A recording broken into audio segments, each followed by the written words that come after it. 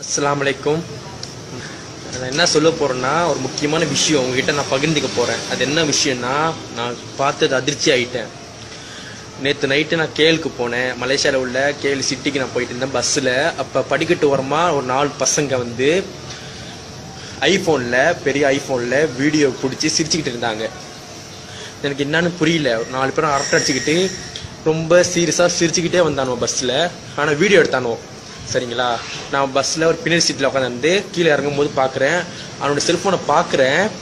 மாஷா அல்லா தான் காப்பாற்றுன்னு. எல்லாமே ட்ரெஸ்ஸு இல்லாமல், உடம்புல ஒரு ட்ரெஸ்ஸு இல்லாமல் அந்த வீடியோ பார்த்தோன்னே ஷாக் ஆகிட்டேன். ரொம்ப மனசு எப்படி சொல்றது, ரொம்ப ஷாக் ஆகிட்டேன். இந்த மாதிரி இருக்காங்கன்னு சொல்லிட்டு ஷாக் ஆகிட்டேன். அந்த சாஃப்ட்வேர் வந்து ஐஃபோனில் மட்டும் தான் இறங்கும். அது ஐஃபோனில் இறங்கும், அப்புறம் நோக்கியாவில் இறங்கும், N95 அதில் இறங்கும் அந்த சாஃப்ட்வேர்.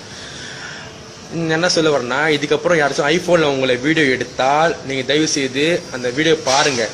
டைரெக்டாக போய் கேளுங்க, என்னை வீடியோ எடுக்க வேணாம் அப்படின்னு சொல்லுங்கள். நல்லா தான் காப்பாற்று. எல்லா ஐஃபோன்லேயும் வந்துருச்சு, எல்லா ஐஃபோன்லேயும் வந்துருச்சு. இந்த வீடியோ கண்டிப்பாக ஷேர் பண்ணுங்க. நாளைக்கே நம்ம வீட்டு பொண்ணுகளை கூட அவனு வீடியோ பிடிக்க ரெடியாக இருப்பானு. சரிங்களா, இந்தியாவுக்கும் பரவிடுச்சு, டோட்டலாக பரவிட்டு இருக்கு இந்த வீடியோ.